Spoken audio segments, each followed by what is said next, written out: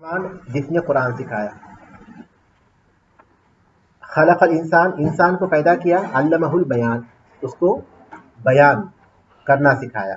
بیان یعنی اظہار، اپنی باتوں کا اظہار کرنا. باتوں کا اظہار کرنے کی یہ جو قوت ہے اللہ تعالیٰ نے اس قوت کو اپنی نعمتوں کے طور پر ذکر کیا. تو اس قوت کے ذریعے انسان اپنے بہت سے کاموں کو انجام دیتا ہے، اور خاص طور پر جو جس کا تعلق ہم جس چیز سے تعلق رکھتے ہیں یعنی دینی علم کے حصول سے، تو یہ حصول ہم سے مطالبہ کرتا ہے اس کی اشاعت کا، اور اس کی اشاعت میں جو چیز مددگار ہوتی ہے وہ ہے بیان. جب تک ہم کسی سے گفتگو کرنے کی صلاحیت اپنے اندر پیدا نہ کریں یا پھر کسی مجلس کو خطاب کرنے کی صلاحیت اپنے اندر پیدا نہ کریں تو وہ علم ہم پھیلا نہیں سکتے. تو علم کی اشاعت کے لیے بیان بہت اہم ہے. علم کی اشاعت کا بیان سے بہت گہرا تعلق ہے. تو اس کے بغیر ہم علم کے حقوق ادا نہیں کر سکتے. جو علم ہم نے حاصل کیا ہے اس کے حقوق کو ہم اس کے اظہار کے بغیر ادا نہیں کر سکتے. تو اس لیے خطابت ایک بہت ہی اہم فن ہے. فن خطابت کے نام سے جانا جاتا ہے. اس کے اصول ہیں، اس کے ضوابط ہیں، اس کے شروط ہیں، بہت سی چیزیں اس میں ذکر کی جاتی ہیں. خطابت ایک ایسا فن ہے جس میں سب سے اہم چیز ہوتی ہے، دو باتیں سب سے اہم ہیں. پہلی چیز ہے مواد، اور دوسری چیز ہے متاثر کن انداز. ایک استاد اور ایک فلسفی کا تعلق مواد سے ہوتا ہے. وہ دلائل کے ساتھ اپنے شاگردوں کو اور اپنے ساتھ جو لوگ موجود ہیں ان کو دلائل سے قائل کرتا ہے. لیکن ایک مقرر اور ایک خطیب کا تعلق عام طور پر حسن بیان سے ہوتا ہے. بہت سے اوقات ایسا بھی ہوتا کہ جو خطیب ہے اس کے پاس دلائل بھی نہیں ہے، یا بعض اوقات ایسے بھی ہوتا ہے کہ اس کی جو باتیں ہیں مکمل طور پر غلط ہیں لیکن انداز بیان بہت اچھا ہے جس کی وجہ سے وہ مجلس کو متاثر کر دیتا ہے. تو خطابت کا بنیادی تعلق جو ہے انداز بیان سے ہے کہ انداز بیان بہت خوب، لیکن وہ خطابت کامیاب نہیں ہے. جو خطابت کامیاب ہے اس میں دونوں چیزیں ہونی چاہیے، وہ یہ کہ مدلل ہو اور انداز بیان اچھا. اس لیے ہم دیکھتے ہیں کہ بہت سے لوگ ایسے ہیں جو علم نہیں رکھتے لیکن اپنی تقریر کی وجہ سے لوگوں میں بہت بڑا مقام، بہت بڑا رتبہ رکھتے ہیں، کیونکہ لوگ ان کو ان کی تقریر کی بنیاد پر تولتے ہیں، علم کی بنیاد پر نہیں. علم کی بنیاد پر نہیں، لیکن لوگوں کی فکر وہی ہے. جو بولتا ہے لوگ سمجھتے ہیں کہ وہ زیادہ صلاحیت والا ہے، لیکن بہت سے لوگ ایسے ہیں جو بولتے نہیں لیکن صلاحیت والے ہیں. تو اس کا مطلب یہ ہے کہ جو صلاحیت والے ان کو بولنے کی خوبی پیدا کرنا چاہیے. انسان کو اللہ تبارک تعالیٰ نے مختلف صلاحیتیں دی، کسی کو لکھنے کی صلاحیت دی، کسی کو بولنے کی صلاحیت دی. تو یہ صلاحیتیں بعض انسانوں کے اندر اتنی فطری ہوتی ہیں کہ اس صلاحیت کی بنیاد پر ان کا شوق بن جاتا ہے بولنا یا لکھنا، اور پھر اسی شوق کی بنیاد پر وہ اس میں بہت زیادہ کام کرتے ہیں. کوئی ان کو اس طرف توجہ دلائے یا پھر کوئی اس کا شوق دلائے یا نہ دلائے، لیکن فطری طور پر وہ مادہ ان کے اندر ہوتا ہے اور اس میدان میں وہ آگے بڑھتے ہیں. لیکن بہت سے لوگ ایسے ہیں جن کے اندر وہ صلاحیت ہوتی ہے لیکن اس کی تربیت کی ضرورت ہوتی ہے. اس کی جب تربیت ہوتی ہے تو پھر وہ صلاحیت ان کی باہر آتی ہے. تو اس وقت جو ہے انسان کو لکھنے کی تربیت اور پھر بولنے کی تربیت کی ضرورت ہوتی ہے. ایک عالم کا یا پھر ایک طالب علم کا تقریر اور تحریر سے بہت گہرا تعلق ہے. تقریر اور تحریر سے بہت گہرا تعلق ہے، کیونکہ وہ تقریر اور تحریر کے ذریعے ہی اپنے علم کو دوسروں تک پہنچا سکتا ہے. اور جب تک تقریر اور تحریر اس کے پاس نہ ہو وہ علم کو محفوظ نہیں کر سکتا. اسی لیے اللہ کے رسول صلی اللہ علیہ وسلم نے صحیح مسلم کی حدیث میں کہا کہ جب آدمی اذا مات الانسان انقطع عنه عمله الا من ثلاثه الا من صدقۃ جاریۃ او علم ينتفع به او ولد صالح يدعو له. آدمی جب مر جاتا ہے تو اس کا ثواب، اس کا اعمال صالح منقطع ہو جاتے ہیں سوائے تین چیزوں کے ذریعے. ایک صدقہ جاریہ ہو، اس نے کوئی ایسا کام کیا ہو کہ وہ جاری ہو اس کے بعد بھی، جس سے لوگ فائدہ اٹھا رہے ہوں، جیسے کوئی مسجد بنوا دی یا کوئی کنواں کھدوا دیا، لوگوں کو اس سے فائدہ ہو رہا ہے. یا نفع بخش علم ہے، نفع بخش علم. تیسری چیز ہے اولاد صالح جو دعا کرتی ہے. اب ہم نفع بخش علم کو غور کریں گے. نفع بخش علم کون سا ہوگا؟ وہ علم جس کے آثار باقی رہیں گے اس کے مرنے کے بعد. اور اس کے آثار کیسے باقی رہیں گے؟ یا تو اس نے کچھ کتابیں چھوڑی ہوں گی جس کو لوگ پڑھ رہے ہوں گے، فائدہ اٹھا رہے ہوں گے، یا پھر اس کی کچھ تقریریں ہوں گی جس کو لوگ سن رہے ہوں گے، متاثر ہو رہے ہوں گے. تو آدمی کا जब तक वो उनमें शामिल नहीं होता कि अब इल्म युंतफ़अ बिही का वो मुस्तहिक़ नहीं बनता, उसके काबिल नहीं बनता, तब तक उसके इल्म का दूसरों को फ़ायदा नहीं होता। हो सकता है उसे फ़ायदा हो जाए, वो अपनी ज़िंदगी में रोशनी कर ले, लेकिन दूसरों की ज़िंदगी में रोशनी उस वक्त तक नहीं हो सकती जब तक कि वो दूसरों तक अपने इल्म को ना पहुँचाए। तो उसका बेहतरीन अंदाज जो है बयान है। इसलिए हम देखते हैं कि जितने भी मदारिस हैं उसमें अंजुमनें होती हैं, जिसमें तलबा को बाकायदा तरबियत दी जाती है कि कैसे करना चाहिए। वो तरबियत एक दूसरे से खुद हासिल कर लेते हैं, क्योंकि कुछ ही चीज़ें हैं जिनका ख्याल रखना होता है। आम तौर पर झिझक होती है, बोलने के ऊपर इंसान कादिर इसलिए नहीं होता कि एक झिझक होती है, खौफ होता है, एक ऐसा खौफ जो हकीकी नहीं है, लेकिन बहुत से लोग ऐसे हैं जो लोगों के सामने खिताब करने से खौफ खाते हैं, लेकिन बार बार जब लोगों के सामने आते जाएंगे तो वो खौफ दूर हो जाएगा, उसके बाद एक आम चीज़ उनके लिए हो जाएगी। कोई चीज़ इसलिए इसकी ज़रूरत पड़ती है अंजुमन की। तो इस अंजुमन का नाम क्या ख्याल है, नादिउल अदब रखें? नादी के माने महफिल के हैं, अदब अदब, तो नादिउल अदब अदब की महफिल, तो हम इसका एक नाम रख लेते हैं, ठीक है? नादिउल अदब या दायतुल अदब? नादी ठीक है, नादिउल अदब हम जो है इसका नाम रख लेंगे इंशाअल्लाह। नादी महफिल, महफिल अदब, अदबी महफिल, नादिउल अदब,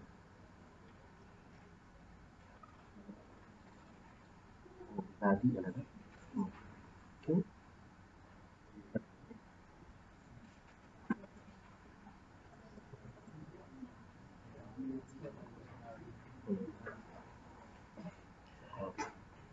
ठीक है, तो नादिल अदब रखेंगे हम इस अंजुमन का नाम। तो इस सिलसिले में जो हम आज हम कुछ वजाहतें कर लेंगे और आइंदा से बाकायदा उसकी प्रैक्टिकल तौर पर, तरबियत के तौर पर उसको जो है इस्तेमाल करेंगे। और आप लोगों के पास जो है भेज दिए गए हैं। इस सिलसिले में आप देख रहे हैं कि ग्रुप बने हुए हैं, ये सिर्फ तारीफ के लिए है।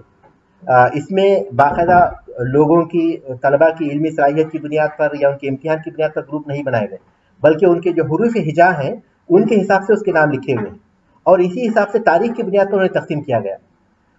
तलबा में 9 तलबा हैं, तो उनको जो है 3 ग्रुप में तकसीम किया गया और 3 अलग अलग तारीखें दी गई, और हुरूफ हिजा के हिसाब से उनके नाम है, उसी हिसाब से उनके अनावीन है। 5 अनावीन पर जो है तकरीरें बनाई गई। एक का ताल्लुक अकीदे के है, दूसरा ताल्लुक नमाज से है, और तीसरे का ताल्लुक तक़वे से है, और 2 अखलाकी मज़ामीन से ताल्लुक रखती है। ये मुख्तलिफ मज़ामीन के हैं। और ये जो तकरीरें हैं जिनका नाम जिस तकरीर के साथ लिखा हुआ है, इसका मफ़हूम ये नहीं है कि वही तकरीर उनको करनी होगी, बल्कि 5 तकरीरें ये आपके मवाद में शामिल हैं, ये आपके निसाब का हिस्सा है। ये आपके निसाब का हिस्सा, ये 5 तकरीरें हैं। तो इन 5 तकरीरों को आप याद करने की कोशिश कीजिए। ये और बात है कि आपको वो तकरीर करनी होगी जो आपके नाम के साथ लिखी हुई है, वो आपको तकरीर करनी है। और इंशाअल्लाह हम कोशिश करेंगे कि ये पहला मुस्तवा है, उसमें हम तकरीर देंगे। उसके बाद दूसरा जो मुस्तवा होगा उसमें सिर्फ अनावीन होंगे इंशाअल्लाह। उन अनावीन की बुनियाद पर आप मवाद को पेश करेंगे। तो बुनियादी तौर पर तकरीर में जो आपको ख्याल रखना है वो ये कि तकरीरें तैयार की गई हैं, और उसमें जो मवाद है, अगर वो मवाद मुनासिब है तो भी उसमें आपका कोई हिस्सा नहीं है, और अगर मुनासिब नहीं है तो भी उसमें आपका कोई कसूर नहीं है। तो इसलिए मवाद, अगर आप उसको मवाद को पेश करते हैं तो वो इम्तिहान के मौके पर कामिल नंबर के आप मुस्तहिक होंगे। लेकिन आइंदा जब आप सिर्फ उन्वान लेंगे तो उस मौके पर मवाद को भी देखेंगे। तो तकरीर में बुनियादी तौर पर यह है कि जो उन्वान है उस उन्वान के मुताबिक आप उस मवाद को ज़रूर पेश करें, पहला बुनियादी नुक्ता होगा। वरना आपका उन्वान कुछ और होगा, आपने मुख्तलिफ बातें की इधर उधर की, लेकिन अपने उन्वान पर कभी नहीं आए, तो ये नाकाम हो जाएंगे।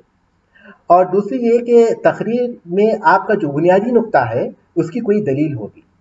दलाइल बहुत किस्म के हो सकते हैं, लेकिन चूंकि हम शरई उलूम के हवाले से बात करते हैं तो इसलिए कुरान की कोई आयत या हदीस कोई दलील के तौर पर पेश करेंगे। ये दूसरी चीज़ होगी, कुरान की कोई आयत या कोई हदीस आपकी तकरीर में लाजमी तौर पर मौजूद रहेगी, दलील के तौर पर जो नुक्ता आप पेश करना चाहें, बुनियादी वो नुक्ता और उसके बाद वो दलील। और फिर तीसरी चीज़ होगी कि उसका अंदाज़े बयान आपका मुतासिर कुन हो, उसको अच्छे अंदाज से बोलें, कहीं बात को धीमी अंदाज से, कहीं बुलंद आवाज़ से, जहाँ जैसी ज़रूरत है उस अंदाज से। अल्लाह के रसूल सल्लल्लाहु अलैहि वसल्लम जब सहाबा के सामने तकरीर करते थे तो अहादीस से बात मालूम होता है कि आपकी आवाज़ बुलंद हो जाती थी, गोया आप डराने वाले हैं, किसी को डरा रहे हैं तो अल्लाह तबारक तआला के अज़ाब से। तो जो मज़ामीन इस नौइयत के होंगे उसको उसी नौइयत से अदा किया जाएगा, तभी वो असरअंदाज होंगे। तो इस तरह जो है ये 4 हैं, ये 4 ग्रुप हैं। اور اسی انداز سے ہم لوگ تقریر کریں.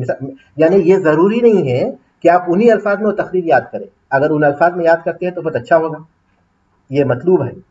لیکن اگر آپ جو ہے اس کو اپنے الفاظ میں لاتے ہیں لیکن دلیل اور مواد ان دونوں کا آپ خیال رکھتے ہیں تو انشاءاللہ کافی ہو جائے گا.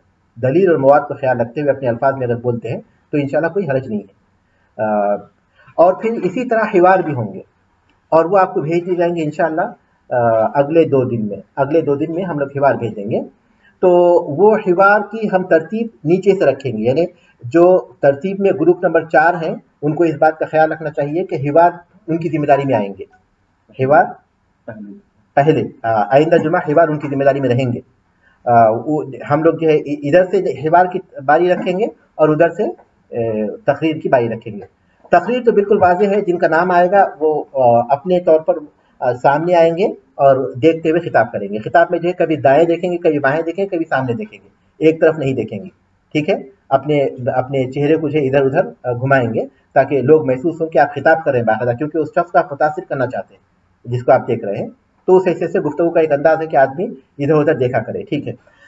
اور حوار ایسا ہوگا کہ کوئی 2 مرد جو حوار دیا گیا ہے، حوار مکالمے کو بولتے ہیں، آپسی گفتگو کو بولتے ہیں. تو جن کی باری ہوگی وہ باقاعدہ اس کو رد کر آئیں گے. میں رٹنے کا لفظ استعمال کر رہا ہوں اس لیے کہ سیم ٹو سیم تقریر میں نے رٹنے کا استعمال نہیں کیا کیونکہ آپ اس کو اپنے الفاظ میں بول سکتے ہیں. حوار عربی زبان میں ہے اور عربی زبان کو آپ اس وقت تک ادا، کیونکہ آج عربی مادری زبان نہیں ہے، اردو آپ کی مادری زبان ہے. جو تقریر لکھی ہوئی ان الفاظ کے علاوہ دوسرے الفاظ کو آپ ادا کر سکتے ہیں. عربی کے پاس آپ کے پاس وہ الفاظ نہیں ہے، الفاظ کا ذخیرہ نہیں ہے، وہی الفاظ آپ کو سیکھنا ہے. تو حوار جو آپ کو لفظ بلفظ یاد کرنے ہوں گے.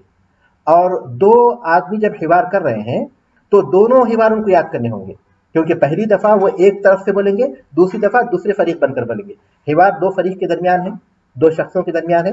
تو وہ پہلی مرتبہ ایک شخص کے طور پر بولے، دوسری مرتبہ پھر دوسرے شخص کے طور پر بولیں گے. تو حوار کے بارے میں اچھی طرح یاد رکھیے کہ حوار دونوں طرف کا یاد کریں گے. اب جو دونوں آئیں گے وہ ایک مرتبہ ایک طرف سے کریں گے تو دوسری مرتبہ دوسری طرف سے حوار کریں گے. اس طرح ہم لوگ اپنے جو وقت ہم کو ملے گا اس میں تقریر اور حوار دونوں کی تربیت ہوگی. حوار کا فائدہ یہ ہوگا کہ ہم آہستہ آہستہ عربی زبان بات کرنے کی صلاحیت پیدا ہوگی ایک وقت کے ساتھ، بشرطے کہ اس کو ایک بار یاد کرنے کے بعد اس کو بار بار پڑھتے رہیں، کیونکہ یہ ہماری مادری زبان استعمال نہیں ہوتا ہو. اگر وہ استعمال ہوگا تو آپ کبھی نہیں بھولیں گے، لیکن چونکہ استعمال نہیں ہوتے تو اس لیے اس کے وہ باقی رہیں گے صرف آپ کے پڑھنے سے، آپ کے پڑھنے سے باقی رہیں گے، ورنہ وہ باقی نہیں رہیں گے. اس کے بعد 1-2 مہینوں کے بعد ایسے ہو جائیں گے کوئی آپ نے کسی چیز کو یاد ہی نہیں کیا. ایک بات ہمیں اچھی طرح یاد رکھنا چاہیے کہ لا یطلب العلم براحت الجسد، جسم کے آرام کے ذریعے علم حاصل نہیں کیا جا سکتا.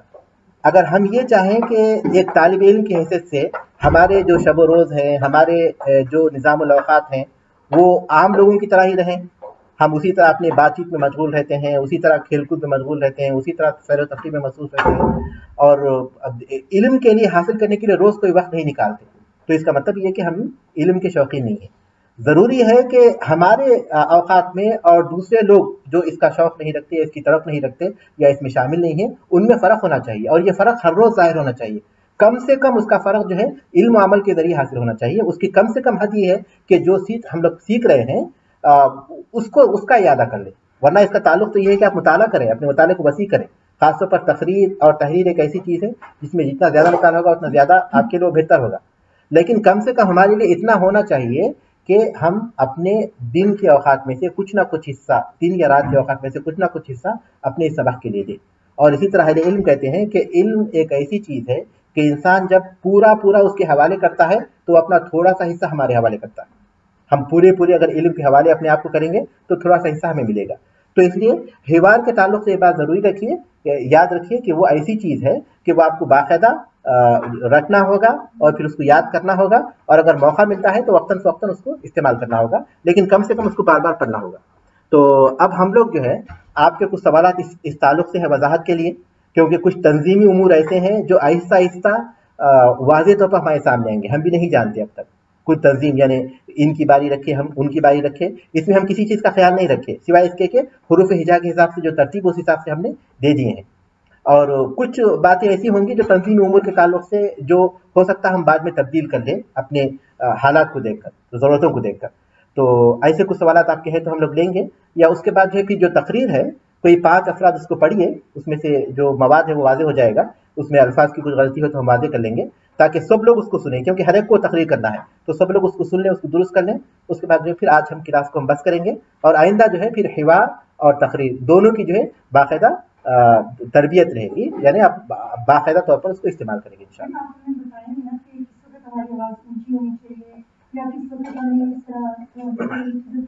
وہ چیزیں تو انشاءاللہ آپ کو تقاری سے آ جائیں گی، لیکن ہم ضرور بتائیں گے انشاءاللہ.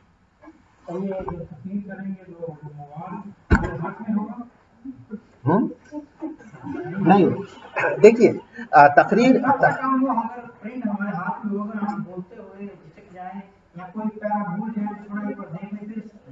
آپ کو تقریر بہت پہلے اسی لیے دی گئی کہ آپ اس کو یاد کریں. تقریر اسی کو بولتے ہیں جو زبانی کی جاتی ہے، لفظ تقریر نام ہے اسی سے.